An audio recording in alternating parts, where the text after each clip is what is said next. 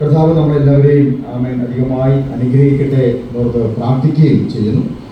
നമ്മൾ ഈ ദിവസങ്ങളിലൊക്കെ കർത്താവിൻ്റെ കുരിശുമരണത്തോട് അനുബന്ധിച്ച് നമ്മൾ ധ്യാനിച്ചുകൊണ്ടിരിക്കുകയായിരുന്നു.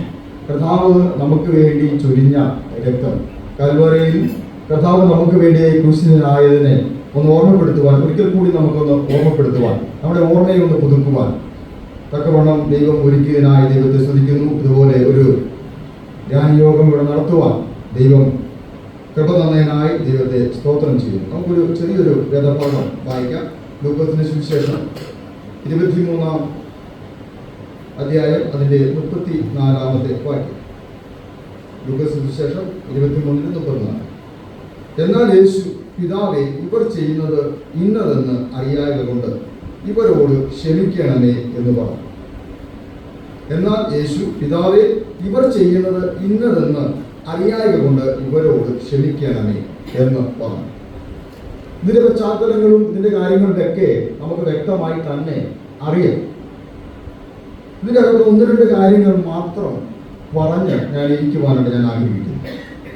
കർത്താവ് യേശുക്രിസ്തു ക്രൂശിൽ കിടന്നുകൊണ്ട്, ക്രൂശിൽ മരിക്കുന്ന തൊട്ട് മുമ്പ് ചില കാര്യങ്ങൾ ക്രൂശിൽ കിടന്ന് പറഞ്ഞതായിട്ട് നമുക്കറിയാം. അതിനെ 7 മൊഴികൾ എന്നൊക്കെ നമ്മൾ പറയും. അപ്പോൾ ക്രൂശിൽ കിടന്നുകൊണ്ട് കർത്താവായ യേശുക്രിസ്തു പറഞ്ഞ ഒരു കാര്യം ഇതാണ്: പിതാവേ, ഇവർ ചെയ്യുന്നത് ഇന്നതെന്ന് അറിയായത് കൊണ്ട് ഇവരോട് ക്ഷമിക്കണമേ എന്ന്. ആ കാലഘട്ടത്തിൽ ക്രൂശിക്കുവാനായിട്ട് ക്രൂശ് എന്ന് പറയുന്നതിനെ ശാപത്തെയും നിന്ദയും കുറിക്കുന്നതാണ്. പക്ഷെ ആ സമയത്താണ് നമ്മുടെ കർത്താവ് യേശുക്രിസ്തുവിനെ ക്രൂശിൽ തറയ്ക്കുന്നത്. നോക്കണം, ഈ ക്രൂശിൽ കിടക്കുന്ന വ്യക്തി, ക്രൂശിക്കുന്ന വ്യക്തി വളരെ ദുഃഖകരമായിട്ടുള്ള രീതിയിൽ, ഇല്ലെങ്കിൽ പ്രയാസമായുള്ള രീതിയിലാണ് കിടക്കുന്നത്. ഒരുവനെ ക്രൂശിക്കണമെങ്കിൽ അവൻ മാരകമായ കുറ്റം ഉണ്ടെങ്കിൽ മാത്രമേ അവനെ ക്രൂശിൽ തറയ്ക്കത്തുള്ളൂ. അങ്ങനെ നിൽക്കുന്ന ഈ സാഹചര്യത്തിൽ ഈ മനുഷ്യനെ, ഒരു കള്ളനെ, ഒരു കൊലപാതകയെ ക്രൂശിൽ തറയ്ക്കാൻ വിധി വന്നിട്ടുണ്ടെങ്കിൽ അവനെ ക്രൂശിൽ തറയ്ക്കുന്ന സമയത്ത് അവന്റെ സന്തോഷമല്ല അവന്റെ ഉള്ളിൽ വരുന്നത്. അവന്റെ ഉള്ളിൽ വരുന്നത് മറ്റുള്ളവരോടുള്ള ദേഷ്യമാണ് കടന്നു വരുന്നത്. നോക്കണം, ഒരു കണ്ണനെ ക്രൂശിക്കുന്നുവെങ്കിൽ അവനെ പടയാളികൾക്ക് നേരെ അവൻ ചീത്ത വാക്കുകൾ പറഞ്ഞിരിക്കാം. ചിലവരെ ചീത്ത വാക്കുകൾ പറയും. അവനെ വിധിച്ച കോടതിയോട് അവൻ ക്രൂരമായി തന്നെ പ്രതികരിക്കും. ചിലവരെന്ത് ചെയ്യും? അവൻ ആ നിൽക്കുന്ന പടയാളികളുടെ നേരെ തുപ്പുകയും ഇല്ലെങ്കിൽ ചീത്തകരമായുള്ള കാര്യങ്ങൾ പറയുകയും ചെയ്യും. അപ്പോ ഇവിടെ ക്രൂശിക്കപ്പെട്ട സമയത്ത്, ക്രൂശിലേക്ക് നടക്കുന്ന സമയത്ത് മറ്റുള്ളവരെല്ലാവരുടെയും ഒരു ചിന്ത ഇതാണ്: യേശു എന്താണ് പറയുന്നത്? അതാണ് മറ്റുള്ളവരുടെ ചിന്ത. അങ്ങനെ യേശുവിന്റെ വാക്ക്, അല്ലെങ്കിൽ യേശു അവിടെ പ്രതികരിക്കുന്നത് എപ്രകാരമാണ് എന്ന് കാണാൻ വേണ്ടി കുറേ പേര് നോക്കി നിൽക്കുകയാണ്. നമ്മുടെ ജീവിതത്തിൽ ഇതുപോലെയാണ്. ചില പ്രയാസങ്ങൾ, പ്രതികൂലങ്ങളൊക്കെ വരുമ്പോൾ നമ്മൾ യേശുവിനെ മുറുകെ പിടിച്ചുകൊണ്ട്, ദൈവവചനം മുറുകെ പിടിച്ചുകൊണ്ട് ജീവിക്കുമ്പോൾ മറ്റുള്ളവർ നോക്കുന്നത് എന്തുവാ? ഇവനെ ഒരു വിഷയം വരുമ്പോൾ ഇവന് എന്താ ചെയ്യുന്നത്, ഇവന്റെ പ്രതികരണം എങ്ങനെയാണ്? ഒരു വിശ്വാസി എന്ന് പറയുന്ന നമ്മുടെ പ്രതികരണം എപ്രകാരമാണ് എന്നുള്ളത് മറ്റുള്ളവർ നോക്കിക്കൊണ്ടിരിക്കുകയാണ്. ആമേൻ. അപ്പൊ നമ്മൾ ഓർക്കുന്ന ഒരു കാര്യം, നമുക്കൊരു വിഷയമില്ല, ഇല്ലെങ്കിൽ നമ്മൾ ഒരു പ്രശ്നം വരുമ്പോൾ മറ്റുള്ളവർ കാണുകയില്ല, ഇല്ലെങ്കിൽ നമ്മളെ മറ്റുള്ളവർ ശ്രദ്ധിക്കുന്നില്ല എന്നൊക്കെ നമ്മൾ ചിന്തിക്കാം. പക്ഷേ നമ്മൾ റൂട്ടിലൂടെ പോകുമ്പോഴും, നമ്മൾ വീടിനകത്ത് ഇരിക്കുമ്പോഴും, ഒരു സഭയ്ക്കകത്തിരിക്കുമ്പോഴും ഒക്കെ നമ്മളെ ശ്രദ്ധിക്കുന്ന ചില കണ്ണുകളുണ്ട്. കാരണം ഇവൻ യേശുവിനെ അനുയായിയാണ്, ഇവൻ യേശുവിനെ സ്വീകരിച്ചവനാണ്. അതുകൊണ്ട് നമ്മളെ ശ്രദ്ധിക്കുവാനിടയായിത്തീരും. അങ്ങനെ യേശുവിനെ ശ്രദ്ധിക്കുവാൻ വേണ്ടി ഒരുപാട് പേര് അങ്ങനെ നോക്കി നിൽക്കുകയാണ്. യേശുവിന്റെ വായിൽ നിന്ന് വരുന്ന വാക്കുകൾ ആ സമയത്ത് യേശുവിനെ ശാസിക്കുകയാണോ, ഇല്ലെങ്കിൽ ശപിക്കുകയാണോ, എന്താണ് യേശുവിന്റെ ഉള്ളിൽ നിന്ന് വരുന്നത്? അങ്ങനെ ചിന്തിക്കുവാൻ വേണ്ടി ഒരുപാട് പേര് നോക്കിക്കൊണ്ടിരിക്കുകയാണ്. ഒരു വെറുപ്പിന്റെ കാര്യമാണ് യേശുവിൽ നിന്ന് വരുന്നതെന്ന് നോക്കിക്കൊണ്ട് ഒരു കൂട്ടം ജനം നിൽക്കുമ്പോൾ യേശുവിന്റെ ഉള്ളിൽ നിന്ന് വരുന്ന വാക്കുകളാണ്: പിതാവേ, ഇവർ ചെയ്യുന്നത് എന്തെന്നറിയായിക, ഇവരോട് ക്ഷമിക്കണമേ എന്നുള്ള വാക്ക്. ഇന്ന് ദൈവാത്മാവ് നമ്മളോട് സംസാരിക്കുന്ന ഒരു കാര്യം, ഇന്ന് ഈ ജ്ഞാനത്തിൽ ദൈവാത്മാവ് വ്യക്തമായി നമ്മളോട് സംസാരിക്കുന്ന ഒരു കാര്യം, നമ്മൾ മറ്റുള്ളവരോട് ക്ഷമിക്കാൻ തയ്യാറാകണം എന്നുള്ളതാണ്. കർത്താവ് യേശുക്രിസ്തു അതാണ് പഠിപ്പിച്ചത്. ക്രൂശിൽ കിടക്കുമ്പോഴും ഇല്ലേ, നമ്മൾ ആ പശ്ചാത്തലമൊക്കെ നമ്മൾ നോക്കിക്കഴിഞ്ഞാൽ യേശുവിന്റെ യെരൂശലേമിലേക്കുള്ള യാത്ര അത് മുതൽ തുടങ്ങുകയാണ്. പെസഹ സമയത്ത് എന്തോ ഭക്ഷണം കഴിച്ചതാ, അത് കഴിഞ്ഞിട്ട് ഒന്നും കഴിക്കാതെ നിൽക്കുന്ന ഒരു സാഹചര്യം, പച്ചവെള്ളം പോലും കുടിക്കാതെയാണ്. അങ്ങനെയാണ് യേശു പ്രാർത്ഥനാ സ്ഥലത്ത് നിന്ന് യേശുവിനെ പിടിച്ചുകൊണ്ട് പോകുമ്പോൾ വെറുതെ പിടിച്ചുകൊണ്ട് പോകുകയല്ല, അവരടിക്കുകയാണ്. അടിയും തുപ്പും പരിഹാസവും ഒക്കെ ഏറ്റ് കർത്താവ് നടന്നു പോയിക്കൊണ്ടിരിക്കുകയാണ്. എങ്ങനെ പോകുന്നത്? പച്ച പൈമര കുരിശ് തോളിലേന്തി വീണും എണീറ്റും കൽവറിയിലേക്ക് നടന്നു പോകുമ്പോൾ അവന്റെ ഓരോ തുള്ളി രക്തവും അവിടെ വീഴുകയാണ്. ആർക്ക് വേണ്ടിയാണ്? നമുക്ക് ഓരോരുത്തർക്കും വേണ്ടിയാണ് എന്ന് നമ്മൾ മനസ്സിലാക്കണം. അങ്ങനെ അത്രയും അടിയേറ്റിട്ടും അവര് മുഖത്ത് തുപ്പിയിട്ടും മുഖത്ത് ഇടിച്ചിട്ടും ഒക്കെ മുൾക്കിരീടം വെച്ചിട്ടും അത്രയും വേദന അനുഭവിച്ചിട്ടും അവരോട് അത്രയും ദേഷ്യപ്പെടുവാനുള്ള പല സാഹചര്യം ഉണ്ടായിട്ടും കർത്താവ് യേശുക്രിസ്തു പറയുന്ന ഒരു കാര്യം, പിതാവേ, ഇവർ ചെയ്യുന്നത് ഇന്നതെന്ന് അറിയാൻ ഇവരോട് ക്ഷമിക്കണമേ എന്നുള്ളതാണ്.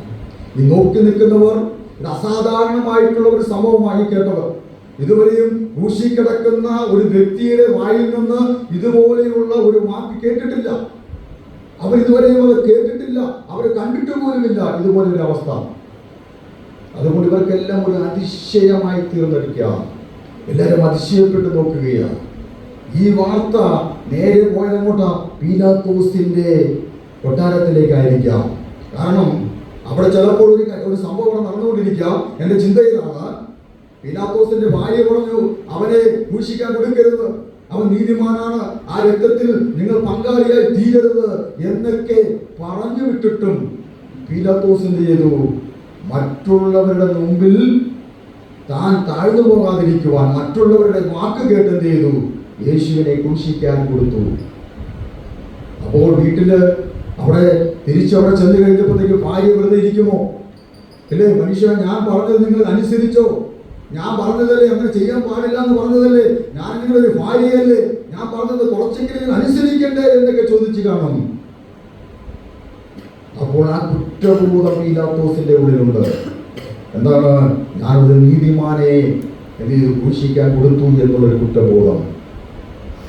ആ കുറ്റബോധവും മീറി അവൻ നിൽക്കുന്ന സമയത്താണ് കാൽവരിയിൽ നിന്നൊരു സന്ദേശം കടന്നു വരുന്നത്. എന്താ? അവിടെ നിങ്ങളോട് യേശു ക്ഷമിച്ചു എന്നുള്ളൊരു വാക്ക്.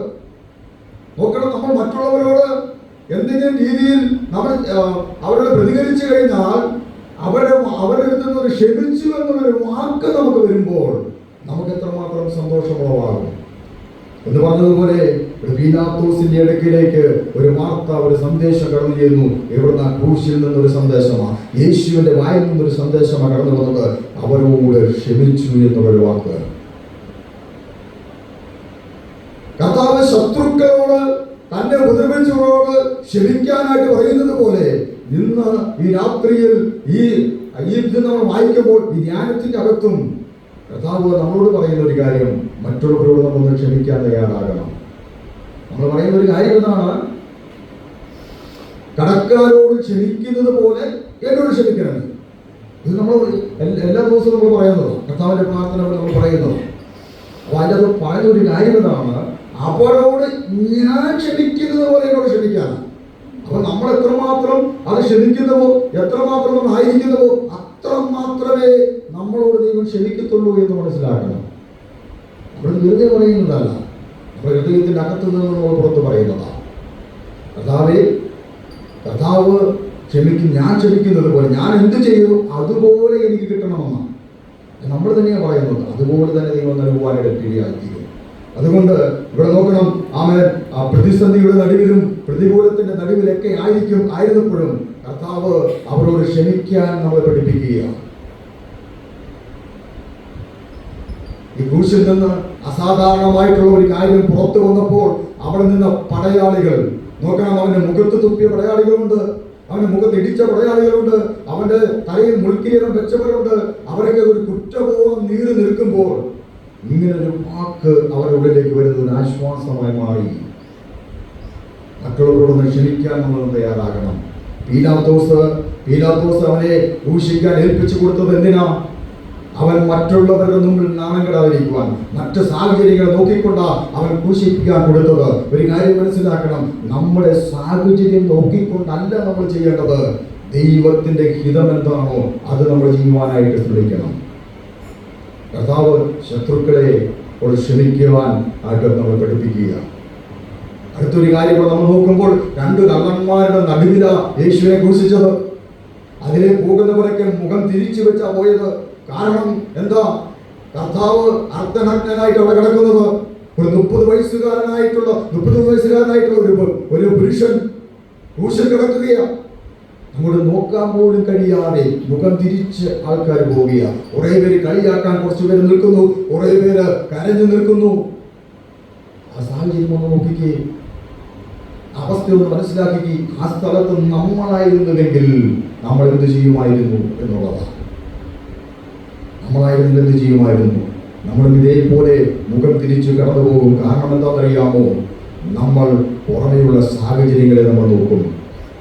അതല്ല ദൈവം പറയുന്നത്. നമ്മുടെ സാഹചര്യം എന്തായിരുന്നാലും, നമ്മുടെ പ്രശ്നം എന്തായിരുന്നാലും, യേശുവിനെ ഒന്ന് മുറുകെ പിടിക്കാൻ തയ്യാറായാൽ നമ്മളുടെ അനുഗ്രഹത്തിന്റെ താക്കോൽ, നമ്മുടെ പ്രത്യാശയുടെ താക്കോൽ ദൈവം നമുക്ക് നൽകുവാനായിട്ട് ഇടയായിത്തീരും.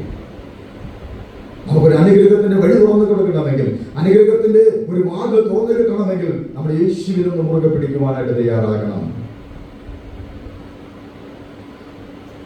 നമ്മൾ ക്ഷമിക്കുന്നത് എത്രമാത്രം ക്ഷമ നമ്മുടെ ഉള്ളിലുണ്ടോ എന്ന് മനസ്സിലാക്കണം. താഴെ നമ്മൾ തുടർന്ന് നമ്മൾ വായിക്കുമ്പോൾ, ദുഷ്പ്രവൃത്തിക്കാരിൽ ഒരുത്തം പറഞ്ഞു, നിനക്ക് നീയും രക്ഷപ്പെടുക, എന്നെ രക്ഷപ്പെടുത്തുക എന്ന് പറഞ്ഞപ്പോൾ അടുത്തിരുന്ന മറ്റേ കള്ളം പറയുക, നമ്മൾ കുറ്റമേറ്റിട്ടാണ് നമ്മൾ ശിക്ഷ എടുക്കുന്നത്. നമ്മൾ കുറ്റം ചെയ്തിട്ടായി ശിക്ഷ. ഇവനോ കുറ്റമില്ലാത്തവനാണ്. ഞാൻ പറഞ്ഞൊരു കാര്യം എന്താണ്? കർത്താവേ, നീ രാജ്യത്തെ പ്രാപിച്ചു വരുമ്പോൾ എന്നെ കൂടെ ഓർക്കണമേ. ക്രൂശിൽ കിടക്കുന്ന ഒരുവന് അങ്ങോട്ടോ ഇങ്ങോട്ടോ തിരിയാൻ കഴിയത്തില്ല. പക്ഷേ യേശു ചിലപ്പോൾ തിരിഞ്ഞ് അവനെ നോക്കിയിട്ടുണ്ട്. അവന്റെ പാപത്തെ ക്ഷമിക്കുവാൻ തയ്യാറായി. ക്രൂശിൽ കിടക്കുന്ന യേശു, അതിൻ്റെ അടുത്ത് ക്രൂശിക്കപ്പെട്ട ആ കള്ളന്റെ പാപത്തെ ക്ഷമിക്കുവാനായിട്ട് തയ്യാറായി എന്ന് പറഞ്ഞതുപോലെ നമ്മുടെ പാപത്തെയും ദൈവം ക്ഷമിക്കുവാനായിട്ട് തയ്യാറായത് കൊണ്ടാണ് നമ്മളിവിടെ നിൽക്കുന്നത്, നമ്മളിപ്പോഴും നിലനിൽക്കുന്നത് എന്ന് നമുക്ക് മനസ്സിലാക്കണം. അല്ലെങ്കിൽ നമ്മുടെ പാപത്തെ അവൻ ക്ഷമിച്ചില്ല എങ്കിൽ, നമ്മുടെ പാപത്തിന് പരിഹാരമായി അവൻ തീർന്നില്ല എങ്കിൽ നമ്മൾ ഇപ്പോൾ ഇങ്ങനെ നിൽക്കത്തില്ല എന്നുള്ളത് നമ്മളൊന്ന് ഇന്ന് രാത്രിക്കാലം മനസ്സിലാക്കുന്നത് നല്ലതാണ്. അപ്പോൾ ഒന്ന്, ശത്രുക്കളോട് ക്ഷമിക്കാനായിട്ട് അവൻ പറഞ്ഞിട്ടുണ്ട്. 2, ദൈവം നമ്മളെ പാപത്തെ ക്ഷമിക്കുന്നവനാണെന്ന് നമ്മൾ മനസ്സിലാക്കണം. അപ്പോൾ ഇന്ന് നമ്മൾ ഈ ധ്യാനത്തിൻ്റെ അകത്ത് നമ്മൾ മുമ്പോട്ട് പോകുമ്പോൾ കർത്താവ് യേശു ക്രിസ്തു ക്രൂശിൽ അനുഭവിച്ച ആ വേദന എപ്രകാരമാണെന്ന് ചിന്തിക്കണം. അത് ആർക്കു വേണ്ടിയാണെന്ന് നമ്മൾ ചിന്തിക്കണം.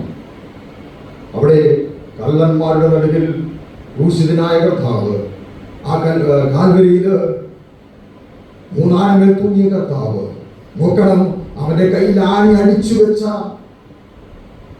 കയറ്റിയ പടയാളികൾ മുതൽ, ആ ക്രൂശ് ഉണ്ടാക്കിയവൻ മുതൽ, അവന്റെ തലയിൽ മുൾക്കീഴം വെച്ചവൻ മുതൽ അവർക്കൊക്കെ ഒരു കുറ്റബോധമുള്ളതായി. കാരണം യേശുവിന്റെ ഒറ്റ വാക്കാണ്. എന്താണ്? ഇതാ ഇവർ ചെയ്യുന്നത് ഇന്നതെന്നറിയാകിയാൽ ഇവരോട് ക്ഷമിക്കണമേ എന്നുള്ള വാക്കാണ്. അവസാനമായി പറഞ്ഞ വാക്ക്. അവൻ യേശു നമ്മളോട് പറയുന്ന ഒരു വാക്കിതാ, അവൻ നമ്മളോട് ക്ഷമിക്കണമേ എന്ന് പറഞ്ഞത്. നമുക്ക് മറ്റുള്ളവരെ ക്ഷമിക്കാൻ തയ്യാറാകുന്നുണ്ടോ? മറ്റുള്ളവരെ നമുക്കൊന്ന് സ്നേഹിക്കാൻ തയ്യാറാകുന്നുണ്ടോ?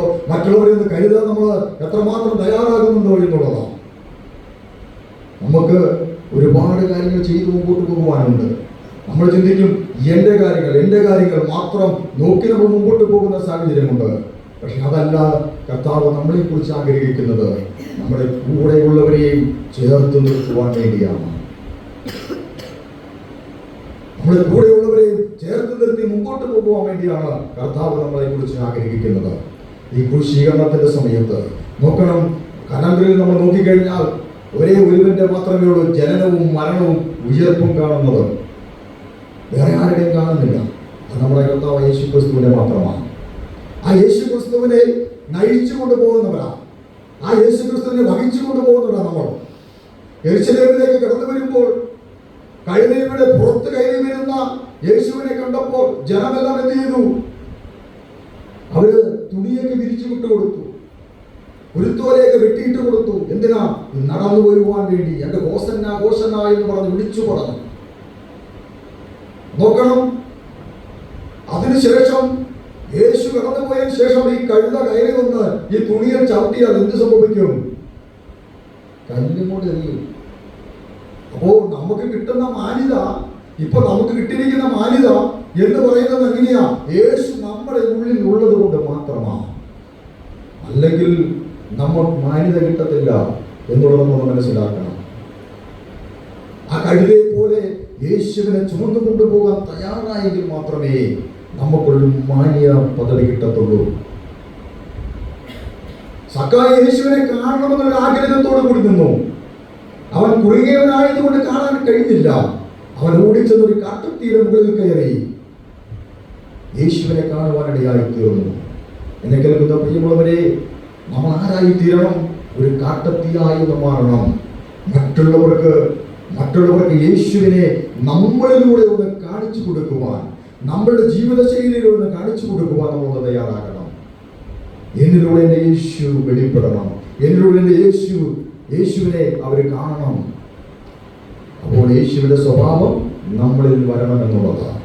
എൻ്റെ വാക്കുകളെ ഞാൻ അവസാനിപ്പിക്കാൻ പോവുകയാണ്. ഇന്ന് രാത്രിയിൽ യേശു നമ്മളിലൂടെ മറ്റുള്ളവരൊന്ന് കാണട്ടെ. നമ്മൾ പോകുന്ന വഴിയിൽ, നമ്മൾ ചിന്തിക്കുന്ന സ്ഥലത്ത്, നമ്മൾ ഇരിക്കുന്ന സ്ഥലത്ത്, നമ്മൾ നിൽക്കുന്ന പ്രദേശത്തൊക്കെ, നമ്മുടെ ചുറ്റുവട്ടത്തുള്ളതൊക്കെ അവരെല്ലാം കാണട്ടെ, നമ്മളിലൂടെ യേശുവിനെ ഒന്ന് കാണട്ടെ. ഇന്ന് ഈ കുശീകരണ ധ്യാനത്തിൻ്റെ നടുവിൽ യേശുവിന് വേണ്ടി ഒന്ന് സമർപ്പിച്ചു കൊടുക്കാൻ എത്ര പേര് തയ്യാറാണ്? എത്ര പേര് പറയുന്നു, എന്നിലൂടെ യേശുവിനെ മറ്റുള്ളവർ കാണും? ഞാൻ സ്നേഹിച്ച യേശു, എന്നെ സ്നേഹിച്ച യേശു, എൻ്റെ പാപങ്ങളെ ക്ഷമിച്ച യേശുവിനെ ഞാൻ മറ്റുള്ളവർക്ക് കാണിച്ചു കൊടുക്കുമെന്നുള്ള ഒരു ഉറപ്പ്, ഒരു തീരുമാനം എത്ര പേര് എടുക്കുന്നു എന്നുള്ളതാണ്. ഞാൻ ഹിന്ദു ബാക്ക്ഗ്രൗണ്ടിൽ നിന്ന വ്യക്തിയാണ്, പൂജ ചെയ്തുകൊണ്ടിരുന്ന വ്യക്തിയാണ്, അമ്പലത്തിൽ പീഠം ഉറപ്പിച്ചുകൊണ്ടിരുന്ന വ്യക്തിയാണ്. അവിടെ നിന്ന് യേശുവിനെ ഈ പീഠം ഉറപ്പിക്കാൻ എന്നെ വിളിച്ചതാണ്. ആ പീഠം ഉറപ്പിക്കാൻ വിളിച്ച അന്ന് മുതൽ ഇന്നു വരെയും ഇത് ഉറപ്പിച്ചുകൊണ്ട് നടക്കുകയാണ്. കുഞ്ഞുങ്ങളിടയിൽ ശുശ്രൂഷ ചെയ്യുന്നത് ഞാൻ എന്നെ ഒരു കുഞ്ഞ് പറഞ്ഞ് തിരുത്തിയത് കൊണ്ടാണ്. കുഞ്ഞു പറഞ്ഞു, ചേട്ടായി ഇങ്ങനെ നടന്നാൽ ശരിയാകത്തില്ല, ഒന്ന് സ്വഭാവത്തെ ഒന്ന് മാറ്റി എന്ന് പറഞ്ഞപ്പോൾ ഞാൻ എൻ്റെ സ്വഭാവം മാറ്റാൻ വേണ്ടി ബൈബിൾ കോളേജിൽ കടന്നു പോയതാണ്. അവിടെ വെച്ചാണ് യേശുവിനെ ഒന്ന് അറിയാൻ തയ്യാറായത്. അന്ന് മുതൽ ഇന്ന് വരെയും ഈ വചനം എടുത്തുകൊണ്ട് പോവുകയാണ്. എവിടെയും പോയി ആരുടെ മുമ്പിലും തലകുനിക്കാനോ അല്ലെങ്കിൽ ആരുടെ മുമ്പിലും എന്നെ ഉയർത്തി കാണിക്കാനോ ഇല്ല. യേശുവിനെ ഉയർത്തിയതുകൊണ്ട് ഞാൻ ഉയർന്നു നിൽക്കുകയാണ്.